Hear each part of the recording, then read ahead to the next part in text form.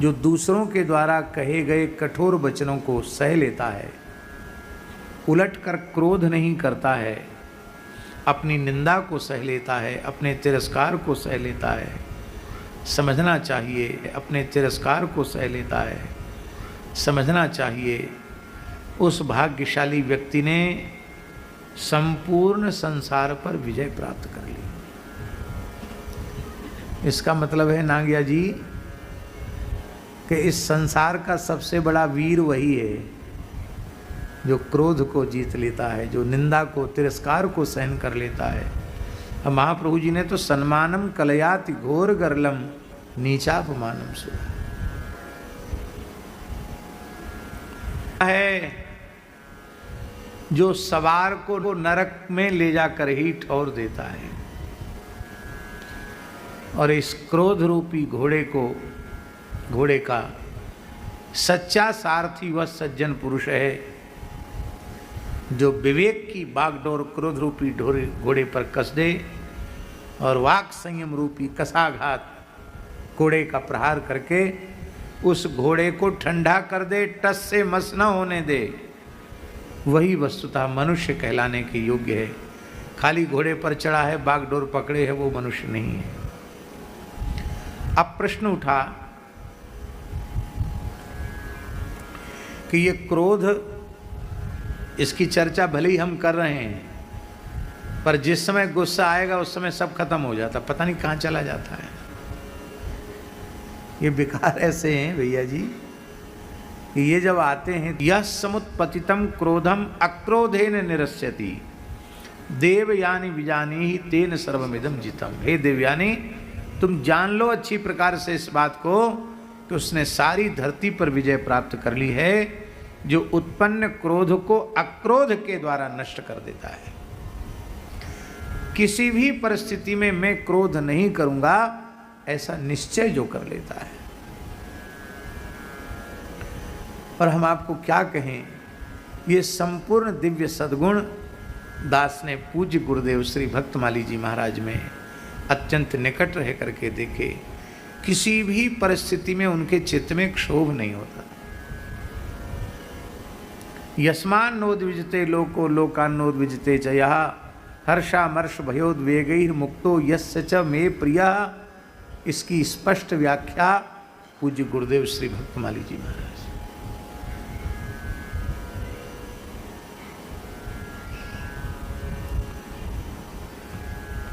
आज से लगभग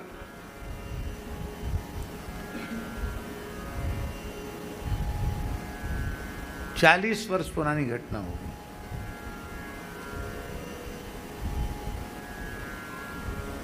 एक संत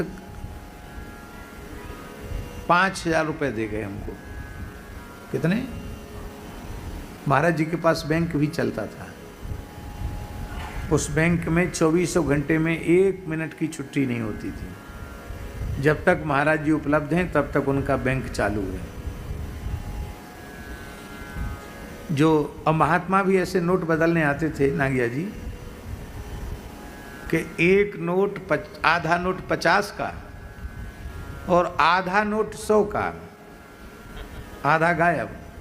कहते महाराज चल जाएंगे, कहते बहुत बढ़िया से चलेंगे। तुरंत नए 150 रुपये उसको निकाल के दे देते। ऐसे नोट आते थे जो बट्टे में भी नहीं चल सकते। बट्टा में चल जाते ना, बट्टे में नहीं चलते। और ऐसी विचित्र बैंक थी बाबा। श्री मनसुखलाल जी साल में एक बार जाते थे बाहर रामचरितमानस के पाठ के लिए, तो पैसा जमा कर देते। ज़्यादा पैसा नहीं मिलता था, 200 रुपये, 250 रुपये, 500 रुपये, ज़्यादा से ज़्यादा महाराज जी के पास जमा कर देते। और हर मंगलवार शनिवार को आधा किलो पेड़ा, एक फूलमाला, सिंदूर, एक चमेली के तेल की शीशी हनुमान जी को चोला चढ़ाने के लिए, उसके लिए महाराज जी से 100 रुपये में हो जाता था, 100, 150, 100, 125 रुपये में। तो महाराज जी उनको देते और कहते, और वो कहते बाबा कहे हमारे खाते में से काट लेना। तो महाराज जी कलम उठा के कहते हाँ काट लिए। अब 500 रुपये ख़त्म होने में कितना समय लगेगा? 4 मंगलवार आते, 4 शनिवार आते। तो जब पूरा रुपया ख़त्म हो जाता तो जो ऋण लिखा है ना उसको फिर पूरा जोड़ देते और जोड़कर फिर जमा कर देते। वो 500 रुपये भी साल भर, 2 साल, 3 साल चलता था महाराज जी के पास। ऐसी बैंक तो कहाँ होगी। तो विद्यार्थियों के लिए पढ़ाई की फीस देना है, फार्म फीस देना है वो। और कहते थे महाराज जी कि किसी को कुछ भी दिया जाता है वापस लेने की इच्छा से नहीं दिया जाता है। वापस दे दे उसकी इच्छा, लेने के लिए नहीं दिया जाता, देने के लिए दिया जाता है।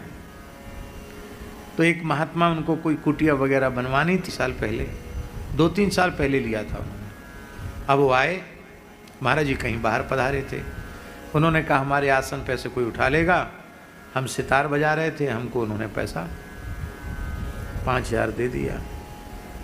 तो आज भी हमारी स्थिति ऐसी है कि कोई कुछ भी रख जाए, यदि निकट वाले ने सावधानी से नहीं उठाया तो रखने वाला रख गया, उठाने वाला उठा ले गया। न रखने वाले का ध्यान, न उठाने वाले का ध्यान। ये श्री हरिगुरु संतों की बड़ी कृपा है कि न जागृत में न स्वप्न में अर्थ का चिंतन नहीं बनता है। ये भगवान की बड़ी कृपा है। सब काम भगवान के, भगवान की कृपा करुणा के सहारे चलते हैं। हिसाब किताब कभी ना आया और ना आने वाला है, क्योंकि पढ़े लिखे नहीं, कहाँ से हिसाब किताब करें। तो वो 5000 रुपये वो जहाँ रख गए थे वहीं रखा रह गया और किसी महापुरुष ने उसको जैसी आराम कर दिया, कृष्ण लीला हो गई, उठा लिया। अब जब वो महात्मा मेरे सामने पड़े और महाराज जी भी आ गए, तब मेरे स्मरण में आया कि उन्होंने 5000 रुपये जमा किया था। ये 2-3 दिन बाद पीछे की बात है। और महाराज जी आ गए थे और वो हमको नीचे दिखाई पड़े महात्मा। तो हम खोजने लगे अपने आसन में, पुस्तकें इधर उधर उलट पलट के। तो महाराज जी बोले, पंडित जी स्वाध्याय और साधन दोनों का परित्याग करके किस प्रपंच में लगे हो? क्या बात है, कुछ खो गया है क्या? पुस्तकें इधर से उधर गिरा रहे हो, खोल खोल के देख रहे हो। प्राय पुस्तकों में लोग रख देते हैं, हम भी रख देते थे। तो न थैला न पुस्तक होए तब न मिले, था ही नहीं। तो हमने डरते डरते कहा महाराज जी अमुक महात्मा पैसा ले गए थे, वो तो दे गए 2-3 दिन पहले, लेकिन हमसे बड़ी भूल हो गई, कोई उठा ले गया। अरे उठा ले गया तो उठा ले गया, जिसको आवश्यकता थी वो ले गया। अब इसके लिए इतना शोक क्यों करना? गतम न शोचामि कृतम न मन्ये। अरे जमा ही तो करना है। तुरंत डायरी उठाई और जुगल शरण जी के जहाँ पैसा लिया था लिखा था, उनके बैंक के खाते में लिख दिया, पैसा जमा हुआ। जिस तारीख को आए थे उस दिन पैसा जमा हुआ। तो उन्होंने तो पैसा जमा कर दिया। अब उनका काम पूरा हुआ, हमने स्वीकार कर लिया। गतासूनु से नानु सोचंति पंडिता और कृतम न सोचामि कृतम न मन्ये। ये 2 वाक्य महाराज जी ने कहे और एकदम सामान्य भाव से वे अपने कार्य में लग गए, हमको भी अपने कार्य में लगा दिया। ये बात बहुत छोटी सी है, पर आप विचार करो, आज से लगभग 40 साल पहले 5000 रुपये की कोई कीमत होती थी कि नहीं? आज का 20-25 हजार रुपये होगा कम से कम, ज़्यादा होगा हैं?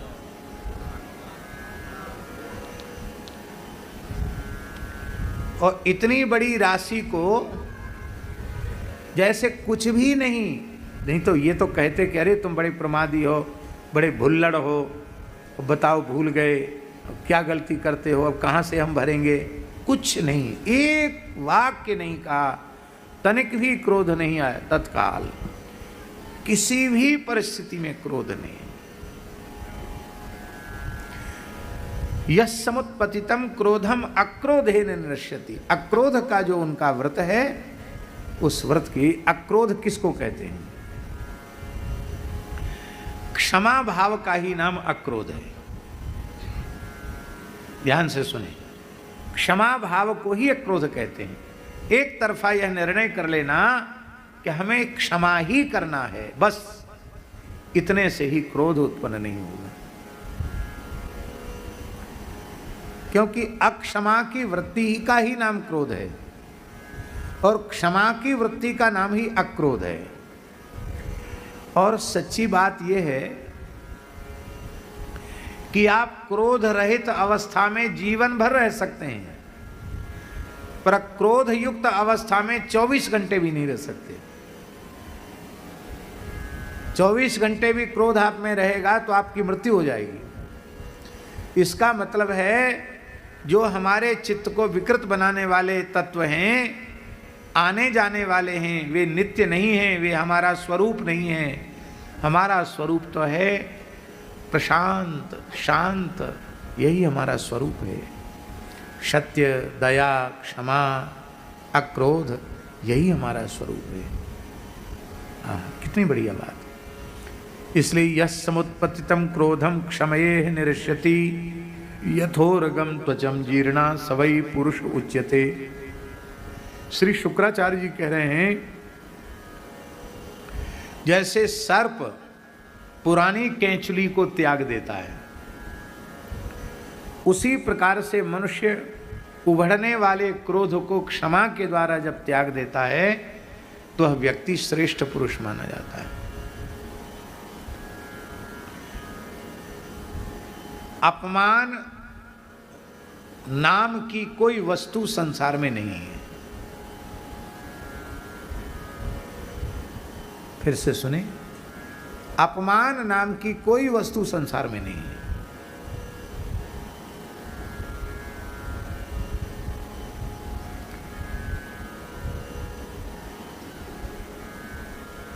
अपने को सम्मानित पुरुष मानना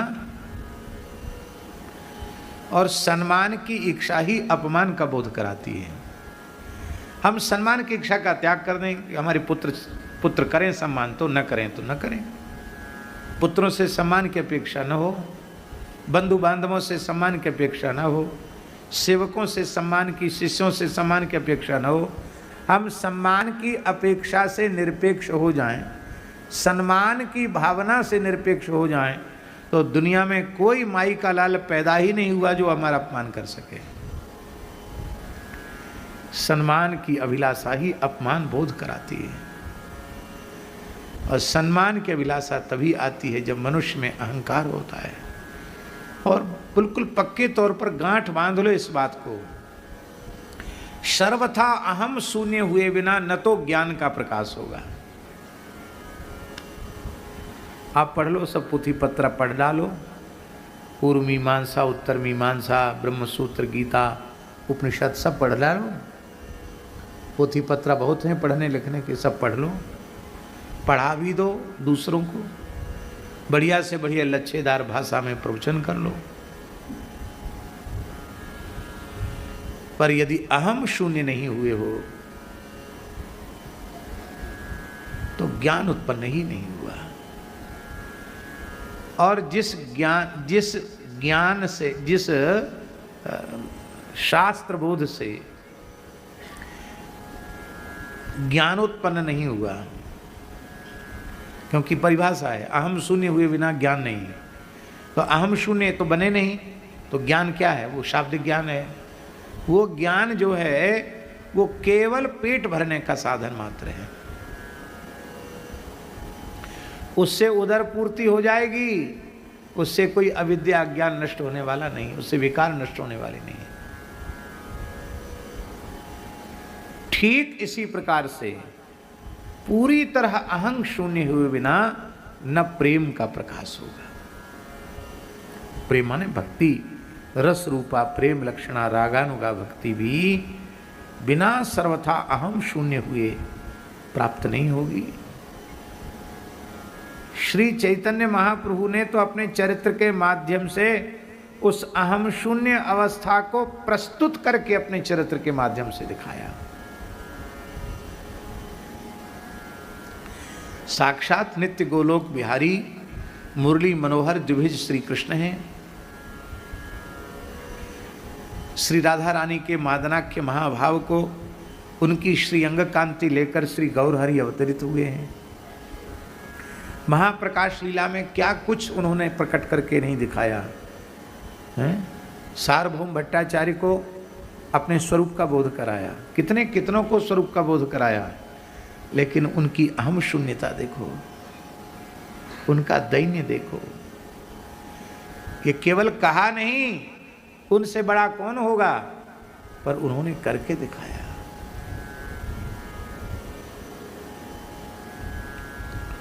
क्रोध के मूल में अहंकार है, और अहंकार जब तक है तब तक न ज्ञान है न भक्ति है। और हम लोग अपने को बड़े से बड़ा ज्ञानी माने बैठे हैं और उच्च कोटि का भक्त माने बैठे हैं, रसिक माने बैठे हैं कि हम तो महान रसिक हैं। भैया ये रसिकता, ये भक्ति, ये ज्ञान कोई खोमचे वाले की दुकान पे थोड़े ही मिलता है। बस यही समझो कि आजकल वो कक्षा 1 से नीचे की कक्षाएं होती ना, LKG और कौन जी, तो बहुत छोटी छोटी बच्चों की कक्षाएं होती हैं। समझ लो उससे भी नीची कक्षा में हम लोग चल रहे हैं। केवल गुरु महाराज की कृपा से तिलक लगाना सीखे हैं, तुलसी बांधना सीखे हैं, भूले भटके कुछ हरिनाम करना सीखे हैं, बस इतना। पर ये भक्ति मार्ग की विशेषता है ना गया जी, जो इस कक्षा में स्थित है, आगे नहीं बढ़ पाया किंतु अंतिम क्षण तक ये साधन कर रहा है, उसका भी परम कल्याण हो जाएगा। ये बहुत ऊंची बात है। यह संधारयते मन्युम योतिवादास्तितिक्षते यश्च तप्तो न तपति दृढ़म सोर्थस्य भाजनम। शुक्राचार्य जी कहते हैं जो मनुष्य क्रोध को रोक लेता है, निंदा को सहन कर लेता है और दूसरों के अत्यंत सताने के बाद भी दुखी नहीं होता है, गाली दो, धक्का दो, मारो, दुखी नहीं होता, उसको समस्त पुरुषार्थ बिना चाहे अपने आप प्राप्त हो जाते हैं। पंचम पुरुषार्थ भगवान की भक्ति भी मिल जाती है। परम पूज्य श्री गोकुल भवन वाले कोई 1000 गारी दे और 1000 जूता लगावे तो भी उफ न करे। न क्रुध्येद्यश्च सर्वस्य तयोरक्रोधनोधिकः। इतने बढ़िया श्लोक हैं, एक एक श्लोक हृदय में उतारने योग्य है। कोई मनुष्य प्रत्येक मास में यज्ञ करता है, हर महीना में यज्ञ करता है, हर महीना यज्ञ करता है। भैया हम आप कर पाएंगे हर महीने में यज्ञ? ब्राह्मण खोजो, वस्तु सामग्री लाओ, जन की भी आवश्यकता, धन की भी आवश्यकता। अब ये 1 महीने का यज्ञ ही तो चल रहा है यहाँ। अब हम लोग तो बैठ के कह सुन रहे हैं, जिन्होंने व्यवस्था बनाई उनसे पूछो इसके लिए कितना लगते हैं, कितने लोग लगे हैं। सबको प्रसाद पवाने वाले, सारी व्यवस्था करने वाले लोग वो कथा नहीं सुन पा रहे हैं, वो व्यवस्था में लगे हैं। हर महीने यज्ञ करे तो 1 वर्ष में कितने यज्ञ हो गए? 12। और इस तरह से लगातार 100 वर्षों तक यज्ञ करे तो कितने यज्ञ हो गए? 1200 यज्ञ हो गए। 1200 हो गए कि ज्यादा हो गए? 1200 हो गए। इतने यज्ञ करे, 100 वर्ष तक यज्ञ करे, हर महीना यज्ञ करे तो महीने के वर्ष के 12 यज्ञ हो गए। और इस तरह से 100 वर्षों तक यज्ञ करे, 1200 यज्ञ करे, उस व्यक्ति का पुण्य है। और जिसने कभी क्रोध न करने का व्रत लिया है उस व्यक्ति का पुण्य। इन दोनों को यदि विवेक रूपी तराजू पर तोला जाए तो शुक्राचार्य जी कहते तयोः अक्रोधनोधिका। ये 100 वर्षों तक प्रति महीना में यज्ञ करने वाला व्यक्ति, लगातार 100 वर्षों तक बिना किसी बाधा के साधन में लगा हुआ व्यक्ति, उसके पुण्य को तोला जाए। और जो कभी क्रोध नहीं करता, कोई यज्ञादि नहीं बनते हैं उससे, केवल क्रोध नहीं करता है, तो जो क्रोध नहीं करता है उसका पुण्य अधिक है। 1200 यज्ञ 100 वर्षों तक यज्ञ करने वाले का पुण्य अधिक नहीं है। और अब कान खोलकर सुन लो, रोंगटे खड़े हो जाएंगे। आप क्रोध करते रहते हैं तो आप चाहे जितने अनुष्ठान करें, चाहे जितनी तपस्या करें, चाहे जितना दान करें, उस सब का सब चौका लग गया, ऐसा समझो। शुक्राचार्य जी कहते हैं, क्रुद्धस्य निष्फलान्येव दान यज्ञ तपांसि च। क्रोधी मनुष्य के दान यज्ञ तप आदि सब साधन निष्फल हैं, उनका कोई फल उसको नहीं मिलता। तस्माद् क्रोधने यज्ञस्तपो दानम महाफलम। किंतु जिसने क्रोध न करने का व्रत लिया है, भले ही उससे कोई यज्ञ नहीं बनता, कोई तपस्या नहीं बनती, कोई दान नहीं बनता, पर उसका कोई यज्ञ बाकी नहीं, कोई तपस्या बाकी नहीं, कोई दान बाकी नहीं, उसको महाफल की प्राप्ति हो जाएगी। महाफल क्या है? भगवत साक्षात्कार। न पूतो न तपस्वी च न यज्वा न च कर्मवित् क्रोधस्य यो वशम गच्छेत् तस्य लोकद्वयम न च। शुक्राचार्य जी कहते हैं, वह व्यक्ति पवित्र नहीं है, चाहे जितनी तपस्या करे, चाहे जितना यज्ञ करे, चाहे जितना कर्मकांड करे, जो क्रोध के अधीन हो जाता है, उसकी तपस्या का, उसके यज्ञ का, उसके कर्मकांड का उसे कोई फल नहीं मिलेगा। तस्य लोकद्वयम न च। उसको उसके दोनों लोक नष्ट हो जाएंगे, यह लोक भी नष्ट हो जाएगा, अब परलोक भी नष्ट हो जाएगा। इतनी बुरी चीज क्रोध है, फिर भी हम अपने क्रोध को पाल पोस के रखते हैं, और रखते नहीं, गांठ बांध के और रखते हैं। बस 7 पीढ़ी तक छोड़ेंगे नहीं तुमको।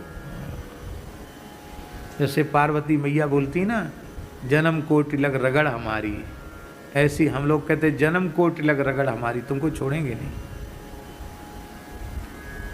मरने वाला वृद्ध मर रहा है, परिजन आसपास खड़े हैं, पुत्र ने पिता की आंख में आंसू देके, पिताजी क्या कहना चाहते हैं? बोले बेटा अमुक हमारा दुश्मन है, ये दुश्मनाई 7 पीढ़ी तक चलनी चाहिए कम से कम। हाँ, 7 पीढ़ी तक दुश्मनाई का याद स्मरण कर रहा। स्पष्ट लिखा है पुराणों में भगवान व्यास ने, बद्ध वैर होकर जो प्राण त्यागता है वह निश्चित प्रेत योनि में जाता है। इसलिए निश्चय कर लो, इस धरती पर हमारा कोई शत्रु नहीं है, हमारा किसी प्राणी से वैर नहीं। निज प्रभु मैं देखहि जगत के सन करहि विरोध। पुत्र भृत्य सुहृन् मित्रम मित्र भार्या धर्मश्च सत्यता तस्यैतान् न्यपयास्यन्ति क्रोधशीलस्य निश्चितम। क्रोध करने का स्वभाव जिसने बना लिया है, उस व्यक्ति के पुत्र उसको छोड़ के चले जाते हैं। ज़्यादा गुस्सा करो तो लड़के आपसे छोड़ के चले जाएंगे। तो सबको शांति में जीना है, वो रोज रोज की झंझट कौन सुनेगा। सेवक भी ज़्यादा क्रोध करने वाले स्वामी के पास नहीं रह सकते, आपके हितैषी नहीं रह सकते, मित्र नहीं रह सकते। कहाँ तक कहें, अधिक क्रोध करने वाले की पत्नी भी उसके पास नहीं रहती, उसको छोड़ के चली जाती है। चलो बोले बेटा चला जाए कोई बात नहीं, सेवक चला जाए कोई बात नहीं, भाई बंद छोड़ के चले जाएं क्रोध के कारण कोई बात नहीं। आगे की बात है, धर्म भी उसको छोड़ के चला जाता है और सत्य भी उसको छोड़कर चला जाता है। इसलिए जो क्रोध करता है उसमें न धर्म है न उसमें सत्य है। काम ऐसा करो कि अपना भी भला हो, दूसरों का भला हो। और क्रोध से दूसरे का, जिस पर क्रोध किया जा रहा है उसका कितना बुरा होगा ये तो कुछ नहीं, क्रोध करने वाले का बुरा पहले हो जाता है, क्रोध करने वाले का अनिष्ट पहले हो जाता है। जिस पर क्रोध किया गया उसका तो क्या बुरा होगा, अपना बुरा पहले हो गया। हमारे चित्त की शांति छिन गई, राग द्वेष से चित्त भर गया, ये अपनी हानि पहले हो गई। क्रोध कब उत्पन्न होता है शास्त्री जी? जब हम दूसरे के दोषों का चिंतन करते हैं, तो चिंतन के माध्यम से वो दोष पहले हमारे मन में आए, बुद्धि में आए, फिर गाली गलौज के रूप में हमारी वाणी में आए, फिर वह दोष हमारी क्रिया में आ गया। जिस व्यक्ति में दोष है उसका तो दोष यथावत रहा आया, और हमने मुफ्त में उसके सारे दोषों को अपने भीतर स्थापित कर लिया। इतनी बुरी वस्तु है क्रोध। क्रोध नहीं करना। यत् कुमाराः कुमार्यश्च बहिरंग कुर्युर्चेतसः न तत्प्राज्ञो न कुर्वीतो न विदुष्टे बलाबलम। महाराज जी, कहाँ तक कहा जाए? श्री शुक्राचार्य जी महाराज कहते हैं, अबोध बालक बालिकाएं अज्ञानवश आपस में लड़ाई झगड़ा करते हैं, और यदि अब लड़ाई झगड़ा करते तो हैं छोटे छोटे बच्चे, लेकिन बाद में उनमें राग द्वेष के संस्कार रह नहीं जाते, फिर प्रेम से एक दूसरे का मिट्टी का घरौंदा उजाड़ देंगे, मारपीट भी हो जाएगी, धक्का मुक्की हो जाएगी, अब फिर थोड़ी देर में फिर खेलने लग जाएंगे। यदि आप वयसाधिक होकर, प्रौढ़ होकर, युवान होकर या वृद्ध होकर भी क्रोध करते हैं, तो आप तो बच्चों से गए भी थे। आपसे बच्चे अच्छे हैं कि क्रोध करने के बाद उसको भुला देते हैं, वो क्रोध को रखते नहीं, और तुमने क्रोध की गांठ बांध ली। सच्ची बात है, विकारों के संस्कार बालकों में बड़े ही भरते हैं। काम के, क्रोध के, लोभ के, मोह के, मात्सर्य के जितने विकार हैं वो बड़ों के द्वारा ही छोटों में स्थापित किए जाते हैं। है, उससे नहीं बोलना, झगड़ा है हमारा, उसका लड़ाई है, उस बालक के मन में द्वेष को भर दिया, बैर को भर दिया।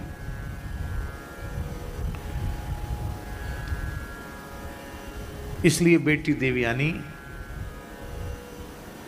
जो कुछ भी क्रोध किया गया है उसको क्षमा कर दो। हम लोग ब्राह्मण हैं, क्रोध हमें नहीं करना चाहिए, क्षमा ही हमारा बल है। कोई बात नहीं, कह दिया तो कह दिया। देवयानी बोली, पिताजी मैं अक्रोध की महिमा भी जानती हूं, धर्म अधर्म का अंतर भी समझती हूं, क्षमा और निंदा की सबलता भी समझती हूँ, और निर्बलता का भी मुझे ज्ञान है। ज्ञान दुर्बल व्यक्ति ही क्रोध करता है, जिसका ज्ञान सबल है वो कभी क्रोध नहीं करता।